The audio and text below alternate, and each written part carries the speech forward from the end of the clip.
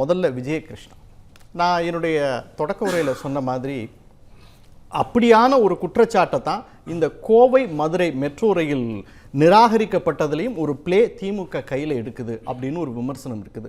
நீங்கள் முதல்ல சொல்லுங்கள் சார், உங்கள் சைடில் என்ன நடந்தது, இது உண்மையை பாஜக நிராகரித்தது அப்படின்ற குற்றச்சாட்டை நீங்கள் எப்படி பார்க்குறீங்க? அதான் நீங்கள் ஃபஸ்ட்டே சொன்னீங்க, நீங்கள் சொன்ன டோன் எப்படி இருந்ததுன்னா இட்ஸ் அ பிளேம் கேம்ன்ற மாதிரி சொன்னீங்க. It's a problem of rights. சரிங்களா? இங்கே டைவர்ட் பண்ணுறதுக்கோ இல்லை கை காட்டுறதுக்கோ ஒன்றுமே, இது உரிமைக்கான பிரச்சனை. சரிங்களா? ஏன்னா 2011 இருந்த ஒன்றிய அரசு இது மாதிரி பல இடங்களில் மெட்ரோவுக்கு சூட்டபுளான இடத்தினால ஸ்பாட் பண்ணும்போது கோயம்புத்தூரையும் ஸ்பாட் பண்ணுறாங்க. அதுக்கப்புறமேட்டு நீங்கள் 2017 ஒரு பாலிசி எடுத்துகிட்டு வரீங்க, அந்த மெட்ரோ ரயில் ஒர்க் பாலிசி எடுத்துகிட்டு வரீங்க. அதுக்கப்புறம் இங்கே இருக்க கவர்மெண்ட் இந்த மெட்ரோ ப்ராப்ளம் இந்த வெறும் கோயம்புத்தூர் மதுரை ப்ராப்ளம் மட்டும் இல்லை, சென்னை ஃபேஸ் 2க்கான மெட்ரோ ப்ராப்ளம் எவ்வளோ தூரம் போச்சு, எத்தனை இடங்களில் போராட்டம் பண்ணுற மாதிரி இருந்தது, எவ்வளோ நாள் நீங்கள் தள்ளி கொடுத்தீங்க. இத்தனைக்கும் இட்ஸ் ஷேர் பேசிஸ் 50-50% ஷேர் பேசிஸில் நடக்கிற ப்ராஜெக்ட். சரிங்களா? அதுக்கு நீங்கள் ஜூலை 2023 சப்மிட் பண்ண டிபிஆர் டீட்டெயில் ப்ராஜெக்ட் ரிப்போர்ட்டு. சரிங்களா?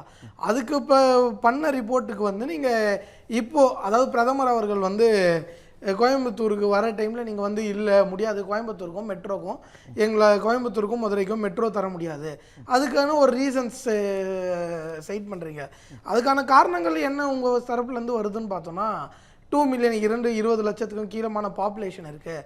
அதாவது அக்கார்டிங் டு 2011 சென்சஸ், அது 14 வருஷம் ஆயிடுச்சு. அதுக்கப்புறம் இந்தியாவோட டெமோகிராஃபிக் க்ரோத் ரேட்டு அதிகமாக இருக்குது. சரிங்களா? அப்போ 15.80 லட்சம் 85 லட்சம் 15 லட்சம் பாப்புலேஷன்ன்றீங்க. ஆனால் வேறு டயர் டூ சிட்டிஸ் பார்க்கும்போது ஆக்ரா, போபால், பாட்னா, கொச்சி, நாக்பூர் இப்போ பல இடங்களுக்கு கொடுக்குறீங்க. ஏன்? சரி, ஆக்ரா ஒரு பக்கம் இருக்கட்டும், போபால், பாட்னால ஏன் இதே கிரைட்டீரியா அங்கே உங்களுக்கு இல்லை? Let me complete. நான் ஜஸ்ட் உங்ககிட்ட என்ன குற்றச்சாட்டு அப்படிங்கிறது கேட்கறதுக்காக தான் நான் முதல்ல உங்களுக்கு வாய்ப்பு கொடுத்தேன். நீங்க என்ன குற்றச்சாட்டுன்னு சொல்லிட்டீங்க, மறுபடியும் நான் உங்ககிட்ட வரேன். இல்லை, நீங்க உங்க தரப்பு நியாயங்கள்லாம் உங்க சைட்ல என்னென்ன நியாயம் இருக்குங்கிறத அடுத்து வரும்போது, என்ன மற்றவர்கள் கருத்தை கேட்டுட்டு வரும்போது சொல்லலாம். ஃபஸ்ட்டு எனக்கு குற்றச்சாட்டு என்னங்கிற ஒரு விளக்கம் தேவைப்பட்டது. அதனால தான் அப்படியே உங்கள் சைடு நியாயம் இருந்தாலும், உங்களுக்கு தான் சார், அப்படியே உங்கள் சைடு நியாயம் இருந்தாலும் அதை கேள்வி கேட்கக்கூடிய இடத்துல கேள்வி கேட்கக்கூடிய தகுதி திமுகவுக்கு இல்லை.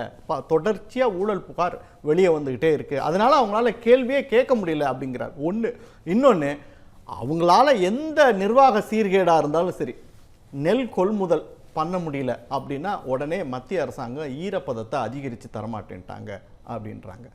சார் பிரச்சனையை செயல்படுத்தணும் அப்படின்னா உடனே அதில் பாஜக அரசு தேர்தல் ஆணையத்தோடு சேர்ந்து வாக்கு திருட்டில் ஈடுபடுறாங்க அப்படின்னு சொல்லி மத்திய அரசாங்கத்து மேலே பழியை போட்டு அது மேலே ரைடு பண்ணி ஒரு ஆட்சியை நடத்துகிறாங்க.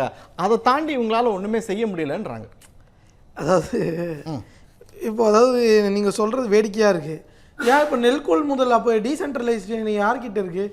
எந்த மினிஸ்ட்ரி அப்போது ப்ரொக்யூர் பண்ணுறீங்க? நீங்கள் எந்த பாலிசி அடிப்படையில் ப்ரொக்யூர் பண்ணுறீங்க? சாக்கு போக்கில் தான் நிதர்சனமான உண்மை. எங்க என்னன்னா ஒன்றிய அரசாங்கம் நான் சொல்லிடுறேன் சார், நான் கேள்வி கேட்டேன், மற்றவங்களை எப்படி பேச விடுறீங்களோ அது மாதிரி என்னையும் பேச விடுங்க, நான் சொல்லிடுறேன். சரிங்களா? நான் எல்லாருக்கும் இன்டரப்ட் பண்ணேன், உங்களுக்கு இன்டரப்ட் பண்ணுவேன். நீங்க சார் சொல்லுங்க, பஞ்சாப்ல ஏன் ரிலாக்ஸேஷன் நார்ம்ஸ் பஞ்சாப்ல கம்மி பண்ணீங்களே, ஏன் இங்க பண்ணல? நீங்க அதுக்கு நான் தெளிவுபடுத்திடுறேன். சொல்லுங்க, ஏன் இங்க ஈரப்பதத்தை ரிலாக்ஸ் பண்ணல அப்படின்னு கேக்குறீங்க. அதுக்கு பாஜக தரப்புல இருந்து கொடுக்கப்படுற விளக்கம், அந்த ஈரப்பதம் தவிர்க்க முடியாத காரணத்துல ஏற்பட்டிருக்கணும். இவங்க நெல்லை கொள்முதல் செய்ய முடியாம நடு ரோட்ல போட்டு மழையில நனைய வச்சுட்டு எங்களுக்கு ஈரப்பதத்தை 22% வரைக்கும் உயர்த்தி கொடுங்க அப்படின்னா அதுக்கு அவசியம் இல்ல அப்படின்றாங்க. அதுக்கு அவசியம் கொள்முதல் பண்ணிருக்காங்க. அதுக்காக மழையில நனைய விட்டு 100% ஈரப்பதத்தோட வாங்கிக்கங்கன்னா அவங்க வாங்கிப்பாங்களா? நான் கேக்குறேன், 100 மழையில நனைய விட்டு 100% ஈரப்பதத்தோட வாங்கிக்கங்க அப்படின்னா வாங்கிப்பாங்களா? சில நாம்ஸ் இருக்குல்ல, நாம்ஸ் இருக்குல்ல. இப்போ நீங்க மறுபடியும் அதே தான் நிக்கிறீங்க. எங்க அதே நிக்கிறேன். மெட்ரோல என்ன சொல்றாங்க?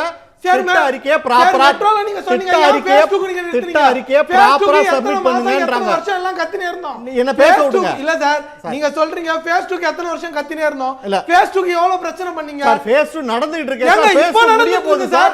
எவ்வளவு பெரிய Phase 2 போராட்டம் முடிய அப்புறம் போகுது. நடந்தது. இனி கோயம்புத்தூர் மதுரையா நடத்துவாங்க. அதுக்கு எவ்வளவு பெரிய போராட்டம் இருக்கு, எவ்வளவு கால தாமதம் பண்றீங்க. அதனால எங்க மாநிலம் தானே வளர்ச்சி நின்னு போகுது. யாரால கால தாமதம் ஏற்பட்டது? இல்ல, இன்னைக்கு கோயம்புத்தூருக்கு வந்து உங்களால அதுக்கான தரவுகளை கொடுக்க முடியுமா? இல்ல ஃபேஸ் 2க்கு கால தாமதம் ஏற்பட்டுச்சு, போராட்டம் நடத்தணும் அப்படின்றீங்களே, எதனால கால தாமதம் ஏற்பட்டுச்சு? உங்க சைடுல நியாயம் இருக்குங்கிற தரவுகளை தர முடியுமா? சார் பட்ஜெட் அப்போ நீங்க பெங்களூர் டெல்லில இருக்கும் போதுக்கு நீங்க ஃபண்ட் அலாட் பண்றீங்க, ஏன் சென்னை ஃபேஸ் 2க்கு பண்ணல? இது ரொம்ப நாள் இல்ல, ஒரு வருஷம் 1.5 வருஷம் முன்னாடி நடந்தது, ஏன் அப்ப பண்ணல? It's not a procedural problem, it's a clean political problem. அதாவது இவங்க அரசியல் பண்றாங்க. இது ஒண்ணு மட்டும் பிரச்சனை இல்ல, விவசாயிகள் கொள்முதல் 2022ல பண்ணீங்களே, மழை வந்து எல்லாமே முன்கூட்டியே வருது. ஃபண்டே வரல, நீங்க இப்ப லேட் ஆகுதுன்றீங்க. எதுக்கு அவங்க ஏதோ ஃபண்ட் லேட் ஆகுதுன்னு சொல்லல, நீங்க எல்லா ப்ராசஸும் நீங்களே பேசுங்க. அவங்க ஏதோ இடைமறித்து ஏதோ ஒரு விஷயத்தை சொல்லணும்னு நினைக்கிறாங்க. வேளாண் மாநாட்டுக்கு அப்புறம் தான் நம்ம முதல்வருக்கு வந்து விவசாயிகள் மேல பாசம் அதிகரிச்சிருக்கு. போன மாசம் மழை காலத்துல விவசாயிகள்லாம் பேசிக்கா குடோன் கட்டி கொடுங்கன்னு சொல்லி கேக்குறாங்க. அப்பெல்லாம் எதுவுமே வந்து ஆக்ஷன் எடுக்கல, முளை கட்டி போயிடுச்சு. எல்லா கட்சியினரும் போய் பாக்குறாங்க. இப்ப அதிமுகவை சேர்ந்த எடப்பாடி ஐயா போய் நேரா இன்ஸ்பெக்ஷன் பண்றாங்க. மத்த எல்லா கட்சிகளும் போனதுக்கு அப்புறமா முதல்வர் வந்து அங்க போறாரு. ஏன் அவங்க விவசாயிகள் வந்து பேசிக்கா ஒரு குடோன் தான் கட்ட சொல்றாங்க. இவங்களுக்கு பேனா வைக்கிறதுக்கு ஃபண்ட் இருக்கு. அரசு வந்து மக்களுக்கு கொடுக்கிற சலுகைக்கு இவங்களே பாராட்டு விழா வைக்கிறாங்க. அதையே அவர்ட்ட கேள்வி கேளுங்க. பாராட்டு விழா வச்சுக்கிறதுலாம் பணம் இருக்கு. நான் சொல்லி முடிக்கல. நான் சொல்லி முடிக்கிறதுக்கு முன்னாடி இவர் கண்டிப்பா பண்றாரு. இல்ல நான் இன்னும் பேசி முடிக்கல. நீங்க சொன்ன கேள்வி கேட்டிருக்கீங்க, நான் சொல்லி முடிச்சறேன். அவர் சொல்லட்டும். இல்ல அவர் நீங்க கேட்டிருக்கீங்க, அவர் என்ன சொல்றாரு? இல்ல ஃபர்ஸ்ட் நான் ஒரு தெளிவு பண்ணிக்கிறேன். பிரதமருக்கு விவசாயிகள் மீது எவ்வளவு பாசம் இருக்குன்னு இந்த 3 ஃபார்முலாஸ் எடுத்துட்டு வந்தாங்களே, அதுவே எல்லாருக்கும் சொல்லிடுறேன். இவங்க இல்ல அவருக்கு பாசம் இருக்கா இல்லையாங்கிறது வேற. சரி சரி, அவர் வந்து பாசம் இல்ல இல்ல அதுதான் முதலமைச்சருக்கு அதுதான் பேசுறீங்கன்னு காட்டுமா?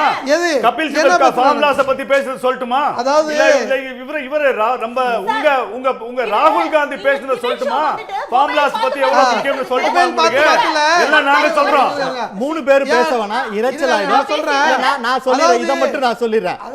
நீங்க சொன்னீங்க பிரதமருக்கு விவசாயிகள் மேல பாசம் இருக்கோ இல்லையோ, ஆனா அவர் வந்து பார்த்தோன்னே முதலமைச்சருக்கு ஸ்ட்ரெஸ் ஆகுதுன்றாங்க. அதாவது இவங்க சொன்ன குற்றச்சாட்டு அபத்தம்னா இப்ப டேட்டாவோட காலத்துல 6000 ரூபாய் நேரா வங்கி கணக்கில் போகும் இந்த மாநில பிரதமரோட திட்டம். இவங்க என்ன பண்ணிட்டாங்கன்னு சொல்ல சொல்லுங்க. விவசாயிகளுக்கு என்ன பண்ணிட்டாங்கன்னு சொல்லுங்க. அது யார் ஆக்டா மாத்த மாட்டீங்க? அது சொல்ல மாட்டீங்க.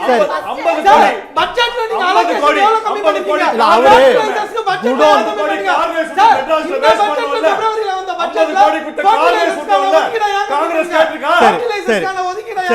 விஜய் கிருஷ்ணா சார், 300 கோடி நெல் கொள்முதல் நிலையங்கள் அமைக்க கொடுத்ததுல எங்கெங்கெல்லாம் நெல் கொள்முதல் நிலையங்கள் அமைச்சிங்கன்னு ஒரு வெள்ளை அறிக்கை கொடுங்கன்றாரு அண்ணாமலை. நீங்க சொல்லுங்க, அவர் சொல்லுவார், அவர் சொல்ல போறாரு. இப்ப நான் இவங்க சொன்ன நீங்க எங்கெங்கெல்லாம் சொல்லிடுங்க. எங்கெங்கெல்லாம் இல்ல சார் அவங்க சொன்ன ஃபர்ஸ்ட் குற்றச்சாட்டுக்கு நான் ஒரு விளக்கம் சொல்லிடல. அவங்க சொல்லது எவ்வளவு அபத்தம்னு நான் சொல்லிடுறேன். இதுல வந்து இந்த பீக் சீசன் லீன் சீசன் சொல்லுவாங்க சரிங்களா. கவர்மெண்ட் எவ்வளோ ப்ரிப்பேர்டாக இருந்திருக்குன்னா, இந்த லீன் சீசன் இருக்குது பார்த்தீங்களா, இந்த மார்ச்லேருந்து இந்த August time peak season up from September, அதில் வருஷம் 2021 டைமில் வெறும் 6.65 லட்சம் தான் கொள்முதல் பண்ணியிருக்காங்க.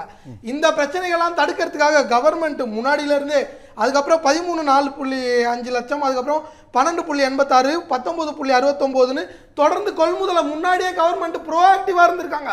அது டோட்டல் பர்சன்டேஜில் 15லேருந்து 43.67, 36.77 இன்க்ரீஸ் சொல்லிடுறேன். அமைச்சர்கள்லாம் வந்து விளக்கம் கொடுக்குறாங்க, புள்ளி விவரங்களை கொடுக்குறாங்க. நாங்கள் வந்து இந்த வருஷம் முன்கூட்டியே கொள்முதல் பண்ணிட்டோம், இத்தனை லட்சம் டன்னு கொள்முதல் பண்ணிட்டோம் எல்லாம் சொல்கிறாங்க. ஆனால் நீங்கள் தொலைக்காட்சி ஊடகங்களை பார்த்தீங்களா, அதில் வரக்கூடிய செய்திகள்லாம் பார்த்தீங்களா, ரோட்டில் கடந்து மழையில் நெல்மணிகள்லாம் முளைச்சி வீணாகிட்டு இருக்கு. இவங்க ஒரு நாளைக்கு இத்தனை லட்சம் டன்னு கொள்முதல் பண்ணுறோன்றாங்க. ஏன் ரோட்டில் கடந்து நெல்மணிகள் வீணாகணும்? அங்கே விவசாயிகள் என்ன சொல்கிறாங்கன்னா, இங்கே பாருங்க, எங்ககிட்ட லாரிங்க இல்லை அப்படின்றாங்க அதிகாரிகள், சாக்கு இல்லைன்னு சொல்றாங்க, உள்ள இடம் இல்லைன்னு சொல்றாங்க. உள்ள இடம் இருந்தாலும் ஒரு மூட்டைக்கு 40 ரூபா கொடு, இன்னொரு இடத்துல ஒரு மூட்டைக்கு 60 ரூபா கொடு அப்படின்றாங்கன்றாங்க. இவ்வளோ பிரச்சனை இருக்கு. மத்திய அரசாங்கத்திடம் இருந்து நெல் கொள்முதல் நிலையம் அமைக்கிறதுக்கு 300 கோடி வாங்கிட்டு இவ்வளோ பிரச்சனை ஏன் அப்படிங்கிறது தான் அண்ணாமலை கேள்வி எழுப்புறாரு. சரி, நிச்சயமா நான் கேக்குற இன்னொரு விஷயம், குவிண்டாலுக்கு வந்து 2500 ரூபாய் நாங்க ஏத்தி கொடுக்கறோம்னா இவங்க 510 வாக்குறுதியில கொடுத்திருந்தாங்க. ஆனா இப்ப வரைக்கும் அதுக்கான ஆக்ஷன் எதுவுமே எடுக்கல. இந்த விஷயத்துல நாம் தமிழர் கட்சியினுடைய கருத்தை கேட்க விரும்புறேன். வேளாண் பொருட்களுக்கு கவர்மெண்ட் வந்து விலையை நிர்ணயம் பண்ணுவாங்கன்னு சொல்லி சொன்னாங்க, அதுவும் பண்ணல. இப்ப அதையும் கூகுள் கிட்ட கேட்டு ஏன் திமுக அரசு சொன்ன கொள்கைக்கு எல்லாம் வாக்குறுதி எல்லாம் ஏன் நிறைவேற்றல? நம்ம தொடர்ச்சியா பேசுவோம். சரி, இது அடுக்கடுக்கான குற்றச்சாட்டு வச்சிருக்காங்க. நான் இதை கடந்து போயிட முடியாது. நீங்க இதுக்கு ஏதாவது பதில் சொல்லி தான் ஆகணும். ஏதாவது ஒரு பதில சொல்லி வைங்க. அப்படியே நான் கேட்ட கேள்விக்கு சேர்த்து பதில் சொல்லுங்க. நீங்க என்ன கேள்வி உங்களுக்கு தான் பதில் சொல்லியாச்சு சரிங்களா? அதாவது நீங்க கேட்ட கேள்விக்கு பதிலே சொல்லியாச்சு. அதை ஏத்துக்கிறது உங்களுக்கு மனப்பக்குவம் இல்லைங்க. அது நான் ஒண்ணுமே பண்ணல. நீங்க சொன்னது திரும்ப கேள்வி இல்ல, நீங்க அப்பத்தமான அந்த இதுல இருந்து டிவியேட் சார். நெல் கொள்முதல்ல இல்ல, நெல் கொள்முதல்ல ஊழலை தாண்டி இன்னொரு பெரிய பிரச்சனையை முன் வச்சிருக்காரு இங்க நாம் தமிழர் கட்சி சேர்ந்தவர். என்ன அதுன்னா அதுதான் நான் சொன்னேன். சொல்லுங்க. அந்த நெல் எல்லாமே மதுபான ஆலைகளுக்கு ரா மெட்டீரியலா பயன்படும். அப்படி ரா மெட்டீரியலா பயன்படணும்னா அதை ரொம்ப கம்மியான விலையில அடிமாட்டு ரேட்டுக்கு வாங்கணும். அப்படி அடிமாட்டு ரேட்டுக்கு வாங்கணும்னா அந்த நெல்லை குடோன்ல வாங்கி வைக்காம வெளியில நனைய விடணும், அது முளைக்க விடணும். அப்பதான் அது அடிமாட்டு ரேட்டுக்கு வாங்கலாம். இதெல்லாம் ப்ரொசீஜர் எல்லாம் நீங்க எப்படின்னு முதல்ல ஃபர்ஸ்ட் நீங்க எனக்கு தெரியல, அவர் வைக்கிறாரு ரீகன்சில் பண்ணணும். நீங்க சொல்ற மாதிரி இந்த மாதிரி ஏதாவது ஃபேக்டரிஸ்க்கோ இல்ல எத்தனால் பிளெண்டிங்க்கோ ஒரு ரைஸ் கொடுக்குறாங்கன்னா நீங்க நினைக்கிற மாதிரி நல்லா இருக்கிற ரைஸ்லாம் கொடுக்க மாட்டாங்க. முதல்ல அதுக்கெல்லாம் இங்க ரூல்ஸும் கிடையாது. முதல்ல அது தெரிஞ்சுக்கோங்க. நீங்க சொல்ற மாதிரி எத்தனால் பிளெண்டிங் மற்ற விஷயங்களுக்குலாம் ரைஸ் கொடுப்பாங்க, அதெல்லாம் ஃபோர்ட்டிஃபைட் ரைஸ்ன்னு வாங்க சரிங்களா? அந்த ரைஸை தான் கொடுக்க முடியும். நீங்க சொல்ற மாதிரி நல்லா இருக்கிற ரைஸ் எல்லாம் யாரும் கொடுக்க முடியாது. இன்னொன்னு நீங்க சொல்ற மாதிரி கவர்மெண்ட் நெல்லே கொள்முதல் பண்ணல, எல்லாமே அப்படியே ரோட்ல விட்டுச்சுன்றதுலாம் ரொம்ப அப்பத்தமான விஷயம். ஃபர்ஸ்ட் ஆஃப் ஆல் ஏன்னா அக்டோபர் 24ஆம் தேதி வரைக்குமே பார்த்தீங்கன்னா அந்த கடந்த ஒரு சில வாரங்கள் கணக்கெடு பண்ணி பார்த்தீங்கன்னா 10 லட்சத்துக்கு மேல அரிசிகளை கொள்முதல் பண்ணியிருக்காங்க. இங்க என்னன்னா எல்லாம் சேர்ந்து ரொம்ப டாக்டிக்கலா பிரச்சனை டைவர்ட் தான் பண்றாங்க. நான் மறுபடியும் உங்ககிட்ட வரேன் விஜய் கிருஷ்ணா சார். அதாவது மக்கள் கிட்ட போய் சில வாக்குறுதிகளை கொடுக்குறீங்க, நிறைய ஏகப்பட்ட வாக்குறுதிகளை அள்ளி வீசுறீங்க. அதில் எந்த வாக்குறுதியும் நிறைவேற்றப்படலை அப்படிங்கும் பொழுது மக்கள் கேள்வி கேட்பாங்க. அப்போ என்ன பதில் சொல்கிறதுன்னு தெரியல. அப்போது யாரையாவது காரணம் காட்டணும். அந்த அடிப்படையில் தான் இப்போ இந்த சார் விவகாரத்தில் அதுதான் முருகானந்தம் சொல்கிறார். 65 லட்சம் பேர் அப்படின்னா அது எவ்வளோ பெரிய இஷ்யூ ஆகிருக்கும். அத்தனை பேர் ரோட்டில் வந்து எங்கள் பேரை நீக்கிட்டாங்கன்னு இருப்பாங்களே, ஒருத்தர் கூட வரலைங்கிறது தான் அவருடைய கேள்வி. அதாவது ஃபர்ஸ்ட் ஆஃப் ஆல் நீங்கள் ஒருத்தர் கூட வரலன்னு சொல்கிறதே தப்பான விஷயம். நீங்கள் டெட்டு அப்படின்னு நீங்கள் இறந்து போனவங்கன்னு சொன்னீங்க பார்த்தீங்களா? நீங்கள் இறந்து போனவங்கன்னு சொன்னவங்க எங்கள் தலைவர் ராகுல் காந்தி கூட வந்து டீ குடிச்சிருக்காங்க சரிங்களா? எத்தனை பேர் சார்? இருங்க நீங்க எத்தனை பேர்னு சொல்லுங்க, கம்ப்ளீட் பண்ணிடுறேன் சரிங்களா? எத்தனை பேர் நீங்க சொல்லிட்டீங்கன்னா கம்ப்ளீட் பண்ணிடுங்க. அத பாக்குறாங்க. நீங்க சொல்லிருக்கீங்க 65 லட்சம் பேர். நான் சொல்லிறேன். இல்ல 65ல ஒரு 6 லட்சம் பேர் வந்து டீ குடிச்சிருப்பாங்களா? அவர் கூட 65 லட்சம் பேரை நீங்க எந்தெந்த கேட்டகரியில எடுத்துருக்கீங்க? ஃபர்ஸ்ட் எந்தெந்த கேட்டகரியில? சரி, செத்தவங்க ஒரு 50,000 னு வெச்சுக்கோங்க. அதுல ஒரு 10,000 பேர் வந்து டீ குடிச்சிருப்பாங்களா? சார் நீங்க அதாவது இல்ல நீங்க இறந்தவங்க நீங்க சொன்னவங்களே எந்த அளவுக்கு அத்தென்டிக் இருக்குன்றதானே கேள்வியே. எந்த அளவுக்கு அத்தென்டிசிட்டின்றதான பாயிண்ட். நீங்க அந்த பாயிண்ட் விட்டு நீங்க சொன்னதெல்லாம் அத்தென்டிக்கா இருந்து நாங்க சொல்றதா தப்பா இருக்கு. நீங்க சொல்ற டேட்டாஸ்ல நீங்க சொல்ற விஷயங்கள்ல எந்த அளவுக்கு அத்தென்டிசிட்டி இருக்குன்றதானே நாங்க வைக்கிற கேள்வியாவே இருக்கு. அதாவது இன்னொரு விஷயம் சொல்றேன். நீங்க இவங்க டார்கெட்டே மைக்ரேஷன் சரிங்களா? இந்தியாவிலே அதிகமான மைக்ரேஷன் பாப்புலேஷன் பீகார் கிட்ட தான் இருக்கு.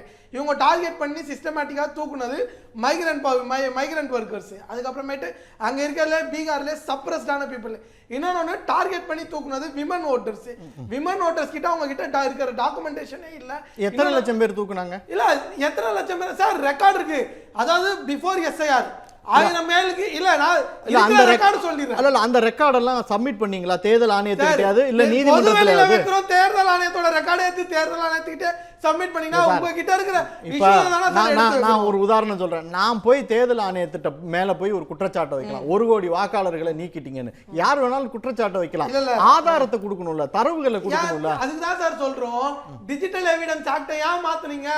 நீங்க ஏன் மிஷின் ரீடபிள் ஓட்டர் லிஸ்ட கொடுக்க மாட்டேங்கிறீங்க? டேட்டாவே கொடுக்க மாட்டேங்கிறீங்களே, வெளிப்படை தன்மையாவே இருக்க மாட்டேங்கிறீங்க. சுப்ரீம் கோர்ட் கேட்டதே லிஸ்ட் எங்க கொடுக்கல? நாங்க வந்து வெளிப்படை தன்மையா இருக்குன்னு கேக்குறோம். குற்றச்சாட்டு வைக்கிறதோட எங்களோட வேலை முடிஞ்சு போச்சு. அது எல்லாமே பொதுவெளிக்கு அதை கொண்டு வந்துட்டோம் விஷயத்த, அது மக்கள் பார்வைக்கு போயிடுச்சு, அது போதும் எங்களுக்கு அப்படின்ற தரவுகள்லாம் நாங்கள் கொடுக்கணுன்ற அவசியம் இல்லைன்றாரு. இல்ல நான் சொன்னேன், நீங்க தரவு கொடுக்கல, அதனால நான் அப்படி சொல்றேன். சார் எலெக்ஷன் கமிஷனோட டேட்டா வச்சு தரவுகள் வச்சிருக்கோம் சார். தரவுகள் வெளியில இருந்து எடுக்கல. எலெக்ஷன் கமிஷன் கொடுத்த டேட்டா தானே 65 லட்சம் பேர் எடுத்துக்கணும். யார் சொன்னா? எலெக்ஷன் கமிஷன் முருகானந்தம் ஒரு 3 பாயிண்ட்ல மட்டும் நான் முடிச்சிரேன், அதுக்கான டைம் மட்டும் வேணும் சரிங்களா? நீங்க பேசும்போது கூட சொன்னீங்க, ஃபர்ஸ்ட் மேடம் கிட்டயும் சரி முருகானந்தம் கிட்டயும் ஒரு கேள்வி மட்டும் வச்சுக்கிறீங்க. நீங்க சொன்னீங்கல்ல இல்லீகல் இமிகிரேஷன், பீகார் எஸ்ஐஆர்ல எவ்வளவு இல்லீகல் இமிகிரேஷன் எடுத்தீங்க நீங்க? அதுக்கான டேட்டா சொல்லுங்க. த ஒயர் அனலைஸ் பண்ணி வெறும் 9500 தான் ஃபைண்ட் அவுட் பண்ணிருக்கீங்க. அதுவும் முக்கியமா பெண்கள் நேபாள்ல இருந்து பீகார்ல இருக்க ஆண்களை கல்யாணம் நான் சொல்றேன். இல்ல நான் முடிச்சிடுறேன். நான் கேக்குறதுக்கு பதில் சொல்லுங்க சார். அந்த 9500 அப்படிங்கிறது நியாயமானது. இல்ல நீக்கப்பட வேண்டாத நான் சொல்றேன் சார். நான் சொல்றேன், நீங்க சொன்னீங்க பாத்தீங்களா, அதாவது வந்து இந்த விஷயங்கள் இருக்கு பாத்தீங்களா, இது எப்படி தெரியுமா இருக்கு? இவங்க பண்ற இந்த எஸ்ஐஆர் ப்ராசஸ் ஜுரத்துக்கு விஷம் சாப்பிடுற மாதிரி இருக்கு.